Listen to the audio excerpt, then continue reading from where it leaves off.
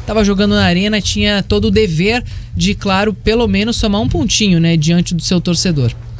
Vamos falar do Coritiba agora? Coritiba que acabou perdendo pro Botafogo, né, TT? O torcedor ficou um pouco decepcionado, mas eu acho que não com a derrota em si, mas pelo contexto da partida, porque viu ali que, apesar do Botafogo ter feito um gol cedo, o Coritiba reagiu muito cedo. E talvez o jogo fosse diferente se aquele gol tivesse sido validado. O nome da decepção é Wagner Hillway. Esse é o cara. É verdade. Esse é o nome da decepção. Claro que o placar de 4-1, pra quem não acompanhou a partida, você vê de fora e fala assim, nossa, o Coxa tomou 4-1 do Botafogo no Rio de Janeiro. Não foi o reflexo do que aconteceu em campo. Você que está com a gente no YouTube vai acompanhar agora as imagens, os lances. É claro, o Botafogo saiu na frente logo aos 2 minutos com o Gustavo Sauer fazendo um golaço, matou no peito, mandou uma bomba e abriu o placar logo aos 2 minutos. Mas o que chamou a atenção foi o espírito aguerrido do Coritiba, o espírito competitivo, um espírito que a gente não via no Coritiba antes do Thiago Kozlowski assumir essa equipe. Logo aos 8 minutos, ou seja, 6 minutos depois, o Coritiba expressou uma força de reação e empatou com um golaço do Bruno Gomes. Claro que o Diogo Oliveira teve uma importância fundamental, fazendo o pivô e ajeitando a bola, mas o Bruno Gomes foi cirúrgico, como diria Linhares Júnior. E aí, Bruno Gomes tentou de novo, o Botafogo foi chegando, então foi um primeiro tempo competitivo. E aí, aos 32 minutos, no contra-ataque do Coritiba, que começou com o Bruno Gomes, o Moreno cruzou e o Robson guardou. O lance foi analisado, quer dizer, no momento, o árbitro João Vitor Gobi mandou seguir. Depois que o Coritiba marcou, né, o seu segundo gol, aí sim a partida foi paralisada e foi para análise do VAR a falta na meia cancha que antecedeu. E um detalhe, hein? O Wagner Hillway, ele já prejudicou o Coritiba em 2014 contra o Flamengo, tá? Inclusive ele recebeu uma faixa de homenagem no Couto Pereira, tem quase todo jogo eles colocam lá a faixa, então, quer dizer, é um cara que não é réu primário, digamos assim, diante do Coritiba.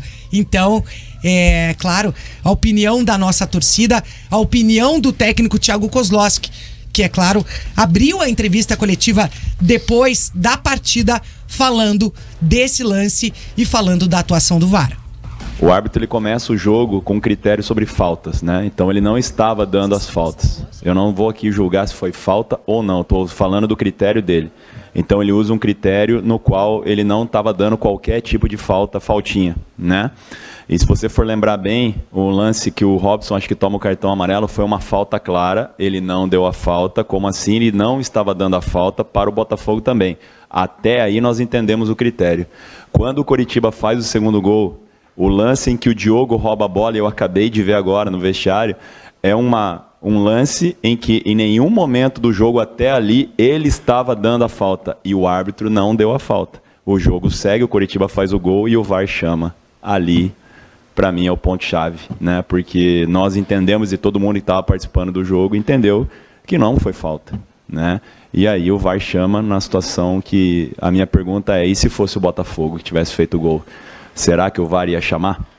Não sei, né? Então fica essa pergunta. É a pergunta que fica. Se fosse contrário, será que iria chamar o VAR? Sim ou não? E outra coisa também que o pessoal, a torcida Coxa Branca tá postando nas redes sociais, até agora há pouco, não lembro aqui quem foi que postou, porque já perdi o comentário. Contra o Cruzeiro, o Coritiba teve um gol do Marcelino Moreno anulado. E depois a gente viu nas imagens da televisão, tava em posição ilegal.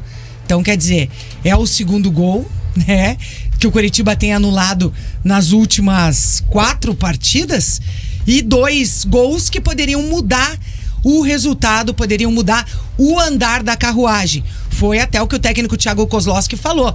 Se o Coritiba faz ali 2-1, a história do jogo seria outra. Poderia até perder por 4-2, mas o panorama do jogo seria outro Com certeza. E depois da entrevista coletiva, o técnico Thiago Kozlowski foi perguntado sobre o equilíbrio emocional. Porque depois que teve o gol anulado, o Coritiba sentiu. A gente percebeu que os jogadores sentiram esse baque em campo. E aí foi perguntado ao treinador Coxa Branca como trabalhar com esse equilíbrio emocional num momento como esse que aconteceu com a anulação do gol. Eu sempre falo para os atletas da situação do equilíbrio emocional, né? Nós temos que ser equilibrados, né? Mesmo você ganhando ou tá perdendo o jogo. Então a gente tem que ter calma. Eu acho que fica uma lição para nós, né? Enquanto treinadores e jogadores, que essas situações podem acontecer. Então nós temos que ter a cabeça fria, a cabeça no lugar, para que a gente não perca nenhum jogador por cartão bobo, ou a gente não perca a concentração por 5, 10 minutos, que pode acontecer, custar uma vitória ou uma derrota, né? Então fica essa lição para a gente. Espera que no próximo jogo as coisas andem a contento, principalmente do lado da arbitragem, a gente possa fazer um grande jogo. E o Coritiba, no seu site, em suas redes sociais, divulgou uma nota de repúdio com relação à arbitragem ao VAR durante a partida Botafogo e Coritiba. De acordo com a nota do Coritiba, a arbitragem, após analisar o lance de caráter exclusivamente interpretativo no VAR, altera pontualmente o critério por ele adotado até então na partida para anular um gol totalmente legal, causando prejuízo irreparável e irreversível ao Coritiba. Então essa nota é divulgada e ainda diz que hoje, segunda-feira, o clube vai realizar uma reclamação formal à CBF, à Confederação Brasileira de Futebol. Claro, como a gente falou, 4-1 não refletiu o que o Coritiba fez em campo, foi um time brigador, até no segundo tempo, mesmo atrás no placar, o Coxa teve 3 boas oportunidades de descontar, de diminuir o placar, né? Teve uma boa chance com o Garcês, que cabeceou para fora, outro gol imperdível do Edu, que é aquele que a gente fala que nem minha avó perderia um gol daquele, né, Edu? E o Edu, eu acho que tá na hora dele fazer um regiminho, né? Vamos lá. Dieta, Edu, corta o carboidrato, meu filho, vai que vai dar boa, entendeu? Porque do jeito que tá, com o peso que tá, com a estrutura física que tá, não tem condição de ter o Edu no ataque do Coritiba. Falando dos outros atacantes, ontem o torcedor Coxa Branca viu a estreia do Maurício Garcês, que entrou, fez a sua estreia com a camisa Coxa Branca. Também tivemos a estreia do Lucas Barbosa e o técnico Thiago Kozlowski falou como que é poder contar com esses novos reforços, de ter essas novas opções para o ataque, e falou também, em especial, do papel que o Diogo Oliveira vem desempenhando no ataque do Verdão. É um jogador que nós estamos muito felizes com ele, né? É um cara que agrega muito dentro do grupo, é um cara que chama a responsabilidade também, a positividade dentro do grupo, né?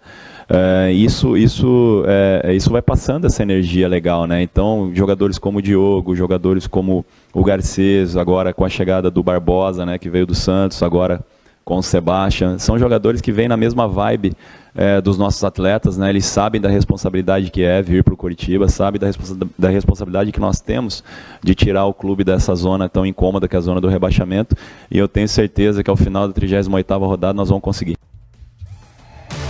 Tá aí, Thiago Kozlowski falando das novas opções do ataque, e da mesma maneira que vocês falaram do Esquivel, não tem como analisar, é claro, o Maurício Garcês e também o Lucas Barbosa pelo pouco tempo que eles tiveram em campo. Mas uma coisa é certa, o Edu precisa de um regime.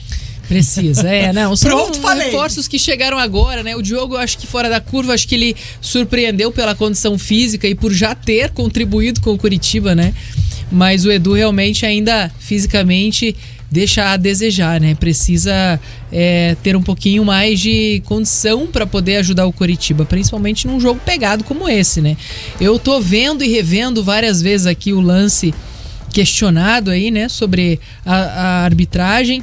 E realmente é muito interpretativo, né? O Ale falou que acha que foi falta, na minha visão não foi falta, me parece um contato natural. Acho que o grande ponto não é nem se foi falta ou não foi falta, é o fato do VAR ter chamado o árbitro que estava ali do lado do lance para, né, interromper a partida, porque eu acho que se a decisão do campo foi da jogada a seguir, como o árbitro vinha adotando esse critério, né, nos lances, não estava marcando falta, não estava dando cartão, ele estava usando esse mesmo critério. Eu acho que não pode mudar a decisão de campo, né? É um lance interpretativo e aí você realmente prejudica demais, né, o time. Essa é a prova de que o lance não tinha que ir pro VAR.